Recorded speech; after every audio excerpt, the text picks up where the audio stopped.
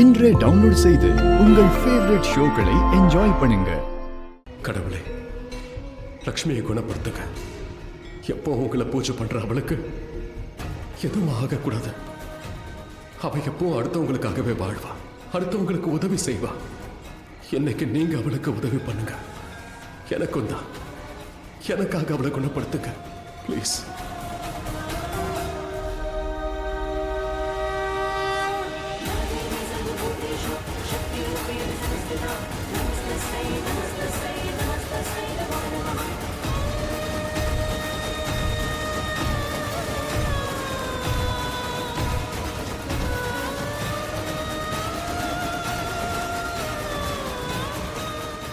வேண்டி கேட்டுக்கிறேம்மா ப்ளீஸ். லக்ஷ்மியை குணப்படுத்துங்க please.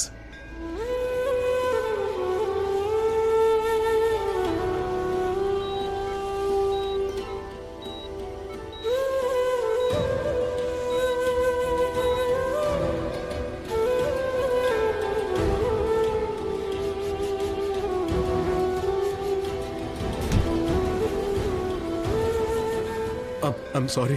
I'm really sorry. நான் வந்து ப்ரே பண்ண வந்தேன். அப்படியே நடந்து வந்த உங்களை கவனிக்கல. I'm sorry.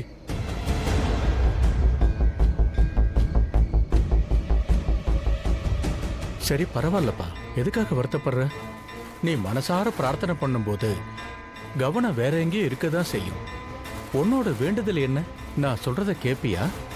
இன்னைக்கு ஏகாதசி. இன்னும் கொஞ்ச நேரத்துல பூஜை ஆரம்பிச்சிடும்.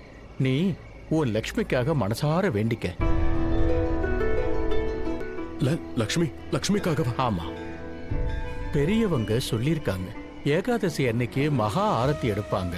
அப்புறம் அடுத்ததா சகஸ்ர நாமம்.